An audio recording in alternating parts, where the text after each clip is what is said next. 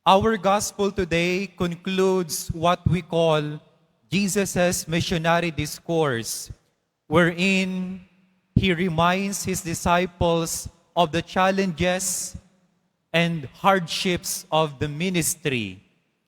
He establishes that following Jesus, requires absolute priority over family ties and personal ambitions, and promises divine rewards to those who support his messengers and prophets. 2 points: priorities and rewards.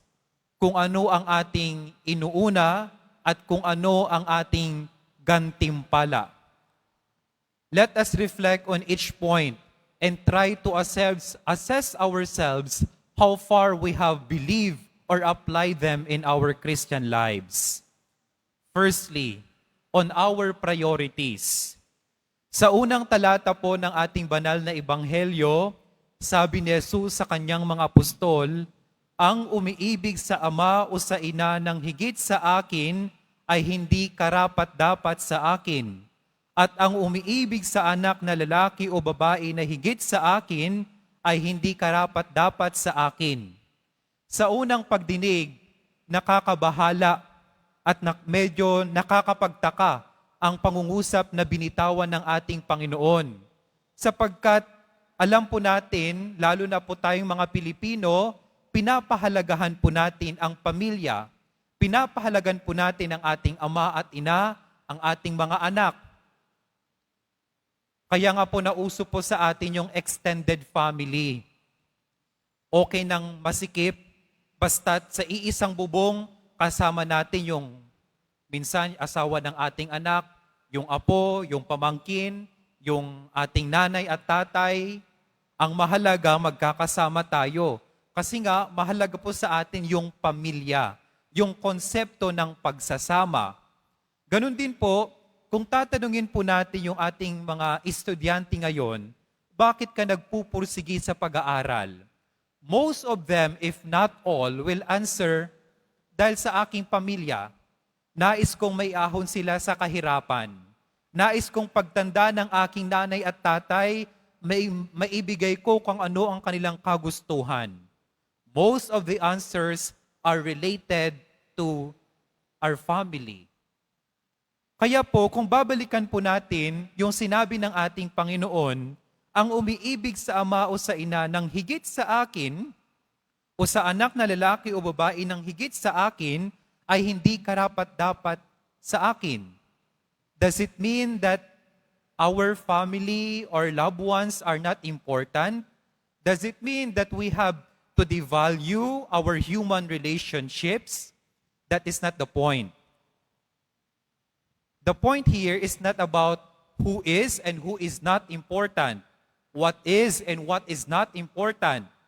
The point here is our priorities. Kung ano ba yung ating inuuna. In the hierarchy of our attention and priorities, the first should always be God.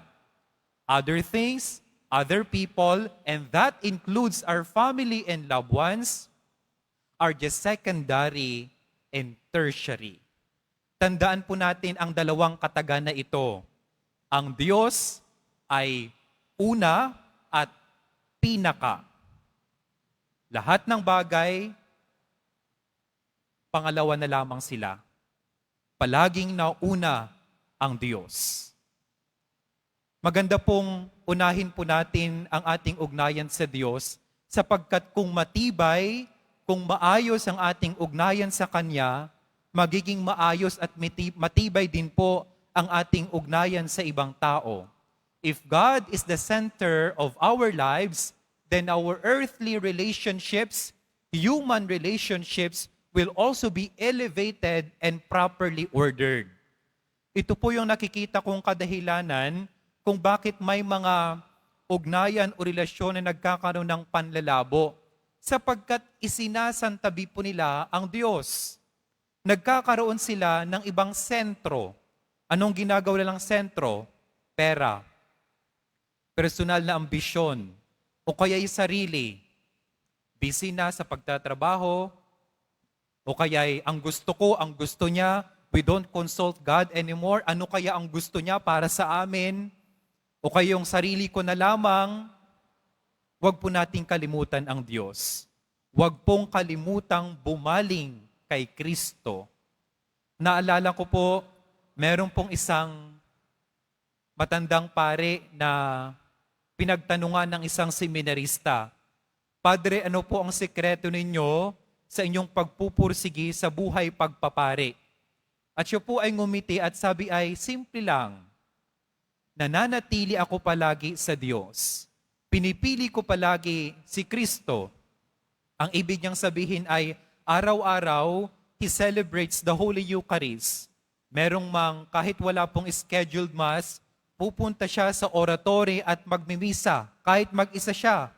Araw-araw nagdadasal ng Santo Rosario, hinihingi ang panalangin at tulong ng ating mahal na ina.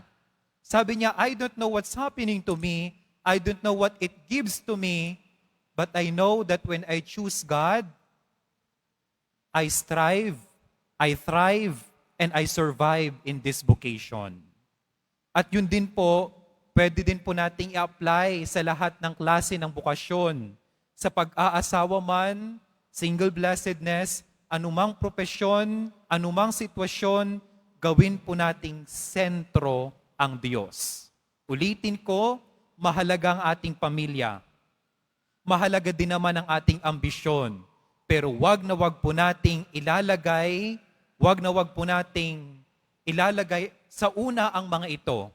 Ang laging una, ang laging pinaka ay ang Diyos. Pangalawa, on rewards. Dahil nga po sa ating banal na ebanghelyo, ipinapaalala ng ating Panginoon ang paghihirap sa kanilang pagmiministeryo, binigyan naman po sila ng consolation or comfort. Ano pong sabi po ng ating Panginoon? Ang sino mang magbigay ng kahit isang basong tubig na malamig sa isa sa maliliit na ito, dahil sa ito'y alagad ko, tinitiyak kong sa inyong tatanggap siya ng gantimpala. Ito po'y magandang paalala sa atin na wala pong katiting, wala pong ordinaryo, wala pong maliit sa paningin ng Diyos. Basta't ito ay nanggagaling sa pusong handang maglingkod at magmahal. Ito po ay ipinakita din at ipinayag sa ating una at pangalawang pagbasa. Sa ating unang pagbasa, mula sa ikalawang aklat ng mga hari, narinig po natin na meron pong isang mayamang babae ang nagpakita ng kabaitan kay Propeta Eliseo sa kanyang paglalakbay. Pag dumadating po siya, binibigyan siya ng tirahan, ng pagkain, ng inumin. At dahil dito, sabi ni Propeta Eliseo, ano kaya ang pwede nating ibigay sa kanya? At ang sabi po ng isa sa tauhan ng babae ay, wala po silang anak. Kaya dahil doon, binigyan po sila ng gantimpala. Magkakaroon sila ng anak. Dahil sa kanyang kabaitan, merong gantimpala. Sa ating ikalawang pagbasa naman, ipinapaalala ni San Pablo sa mga taga-Roma, tayo'y naniniwalang mabubuhay tayong kasama ni Kristo kung namatay tayong kasama niya. Para bang sinasabi niya, kung pinipili natin si Kristo, kung maglilingkod tayo katulad ni Kristo, kung magmamahal tayo katulad ni Kristo, magkakaroon din tayo ng gantimpala at ito ay buhay na walang hanggan. Wala pong katiting, walang maliit sa paningin ng Diyos. Ito man ay simpleng pagngiti, simpleng pagbati, pagbibigay ng tulong 10 piso sa mga batang nanghihingi dyan, o kay pagpapatawad, pangangamusta, hindi man ito napapansin ng ibang tao, ito ay nakikita ng Diyos. Madalas, kapag tayo po ay tumutulong, nagmamalasakit, nais po nating i-post ito sa social media. O kung hindi natin ito pinupost, nais po natin itong i-publicize, ipagsabi.